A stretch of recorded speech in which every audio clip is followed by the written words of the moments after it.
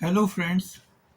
आज का वीडियो मैं जानबूझकर हिंदी में बना रहा हूँ ताकि अधिक से अधिक लोगों तक यह वीडियो पहुँच सके और वो अधिक से अधिक इसको समझकर लाभ उठा सकें और जो गलतियाँ फर्स्ट जनरेशन एंटरप्रेन्योर्स करते हैं, जिनके परिवार में किसी ने फैक्ट्री नहीं लगाई हुई होती या कोई व्यापार नहीं करा हुआ होता, उस परिवार के सदस्यगण नए तौर पर कोई काम शुरू करने से पहले, काम शुरू करने के बाद और उसके दौरान जो गलतियां दोहराते हैं, जिसके कारण फेल्योर के चांसेस बढ़ जाते हैं, उनको मैं डिटेल में यहाँ पर डिस्कस करना चाहता हूँ।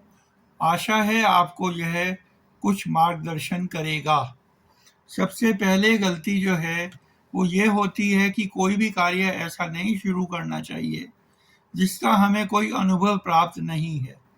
जब तक हम अनुभव किसी कार्य विशेष का नहीं ले लेते, तब तक उसमें हमें अपना समय और पैसा बर्बाद नहीं करना चाहिए।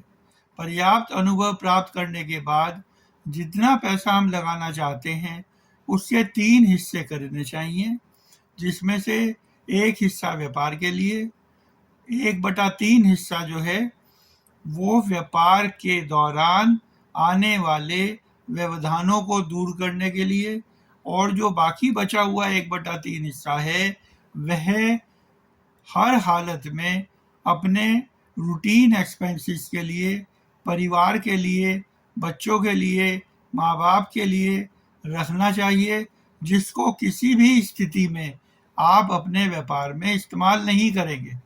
व्यापार में जो भी व्यवधान आता है या व्यापार में जो भी ऊंच नीच होती है, उसके लिए आपके पास एक हिस्सा रखा हुआ है जो आपकी कुल धन का 1/3 हिस्सा होगा, जिसको आप इस्तेमाल कर सकते हैं। अगर 2 हिस्से आपके किसी वजह से फंस जाते हैं या नुकसान हो जाता है, तो फिर आपके लिए यह मेरा मार्गदर्शन है कि आप परिवार के हिस्से को व्यापार में इस्तेमाल मत कीजिए और किसी भी तरह से आप अपना व्यापार चलाएं या अपना व्यवसाय चलाएं या अपनी फैक्ट्री चलाएं। सबसे बड़ी गलती यही होती है कि आप आदमी अपने, एक तरह से कहा जाए, अपने ब्लड की लास्ट ड्रॉप तक अपने व्यापार में लगा देता है, अपनी फैक्ट्री में लगा देता है, और जिसका कोई भी उसको फायदा नहीं होता।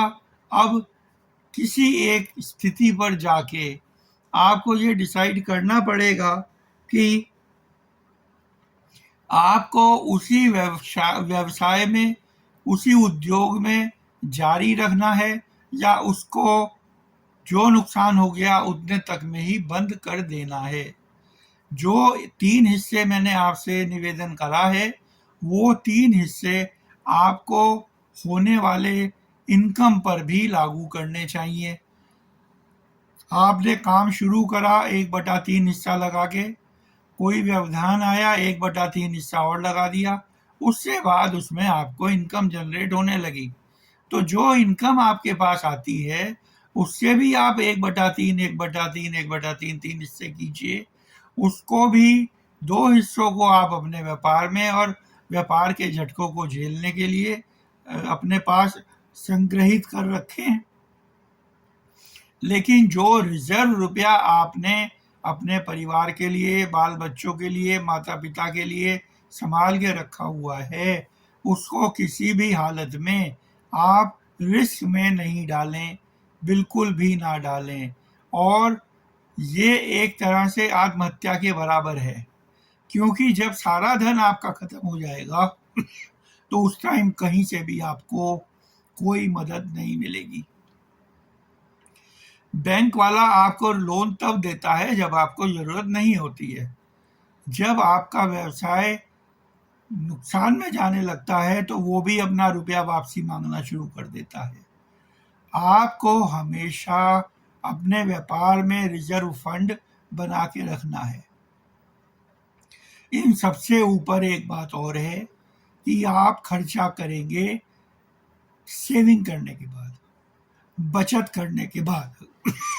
सबसे पहले आपके पास जो भी धन है उसमें से आप बचत करेंगे, उससे बाद आप बचे हुए रुपए से आप जो बचेगा बचत करने के बाद, तब आप डिसाइड करेंगे मुझे क्या खर्च करना है, कहाँ खर्च करना है। कृपया इन सारी बातों पर ध्यान दीजिएगा, वरना कभी भी आप इतनी बड़ी मुश्किल में आ जाएंगे कि जिसका कोई हल आपको कहीं से कहीं तक भी नहीं दिखाई देगा। एक हल जो सबके पास है, कोई भी मुश्किल आती है परमात्मा का नाम लेते रहिए और मेहनत से काम करते रहिए, ज़रूर भगवान आपकी मदद करेंगे। बहुत बहुत धन्यवाद।